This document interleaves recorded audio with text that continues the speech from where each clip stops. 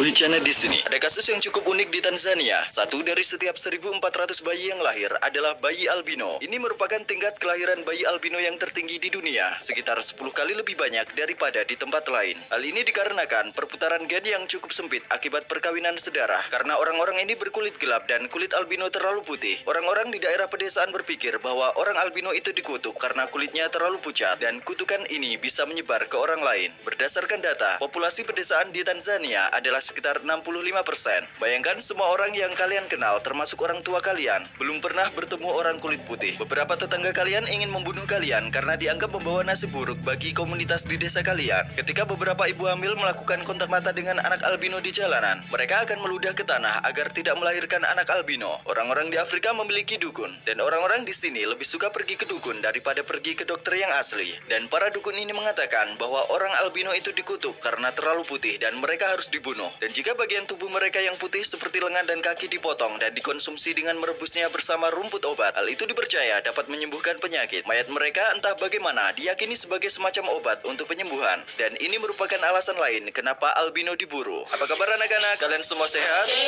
Ada anak-anak sampai kelas 6 di kelas ini. Seperti yang kalian lihat, di sini mereka belajar di kelas campuran. Alasan dia menyipitkan matanya adalah karena ada banyak cahaya di sini sekarang. Dan ketika terkena cahaya, orang-orang ini kesulitan untuk melihat. Pertama-tama, mereka membutuhkan kacamata hitam. Dan kalian dapat melihat bintik-bintik yang berbeda pada kulit mereka. Mereka harus menggunakan lotion khusus untuk bintik-bintik ini. Mereka juga harus memakai topi untuk melindungi diri dari sinar matahari kan. Anak ini baru berusia 6 tahun. Pakaiannya terlihat berantakan, matanya juling.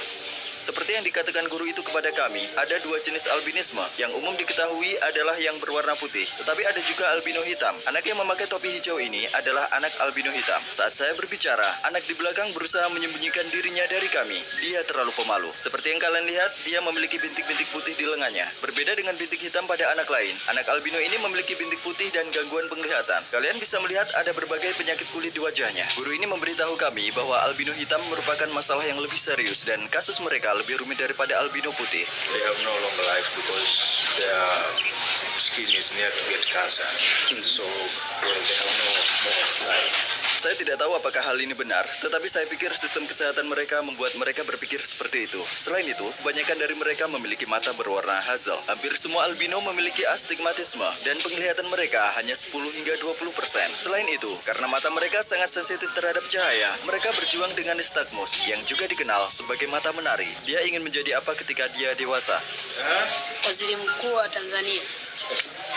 Ada yang lain? Kamu? Yes, mwanasheria. Daktari. You want to be a doctor? Daktari. Mbunge. Nataka kuwa mwanajeshi. Apa mimpimu? Naomba msaada wa magodoro na mashuka. Mwanasheria. You want to be a lawyer? Mengapa dia ingin menjadi pengacara? Unataka kuwa mwanasheria? Sayangnya, kami kemudian diberitahu bahwa murid yang mengatakan kepada kami bahwa dia ingin menjadi pengacara hanya memiliki beberapa tahun untuk hidup, tetapi dia tidak mengetahuinya. Kehidupan anak-anak di belahan dunia lain sangat berbeda dengan kehidupan anak-anak ini. Anak-anak kita menginginkan iPhone atau iPad, tetapi anak-anak ini hanya menginginkan tempat tidur di mana mereka bisa tidur. It's better for us. Washing machine. Anak-anak di sini duduk di bangku batu, topi, kacamata. Mereka membutuhkan beberapa benda agar bisa hidup normal. Sekarang kita akan mengantarkan anak-anak ini untuk mengikuti ujian. Terima kasih kepada mereka semua karena sudah bergabung bersama kami. Asante. Bayangkan sejenak bahwa citra ciptaan kalian adalah belenggu kalian. Seperti penjahat yang memotong cula badak dan menjualnya di pasar gelap. Ada juga di sini yang menangkap dan memotong bagian tubuh orang albino dan menjualnya di pasar gelap. Populasi albino menurun dengan cepat di Afrika. Populasi saat ini adalah sekitar 100.000. Kami masuk ke kelas dan meja di sini ditumpuk. Mereka mengeluarkannya saat dibutuhkan, tergantung pada jumlah siswa di kelas. Anak-anak duduk di sini, guru yang mengajar duduk di sini. Kalian lihat bahkan tidak ada lampu di sini. Jadi kelas selesai saat hari sudah gelap. Anak-anak di belahan dunia lain yang belajar di sekolah yang nyaman, mereka harus datang untuk melihat sekolah ini. Ini tempat tidur mereka. Mereka tidur di atas spons. Keadaannya sangat buruk. Lihat, bayangkan kalian tidur di atas spons ini dengan penyakit malaria yang mengintai. Populasi nyamuk merajalela di sini. Bisakah kalian tidur di sini? Saya pikir bahkan kalian tidak akan mau duduk di atasnya. Anak laki-laki ini berusaha mencari jalan. Dia buta. Don't square this spinning.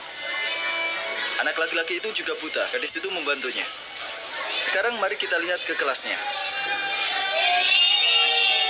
Mereka berdiri saat kita masuk. Seperti yang kalian lihat, anak-anak albino duduk di meja depan. Pandangan mereka kabur. Gadis albino hitam juga duduk di depan. Bagaimana orang-orang dapat membantu mereka? This is the Pongwe Primary School. Two types of pupils. That we have pupils with disabilities, as you see, and we have normal pupils. Here in this school, as you see, in our class is too old. We make 8 assistants to our schools. We welcome them. Thank you. Terima kasih banyak. Selamat tinggal.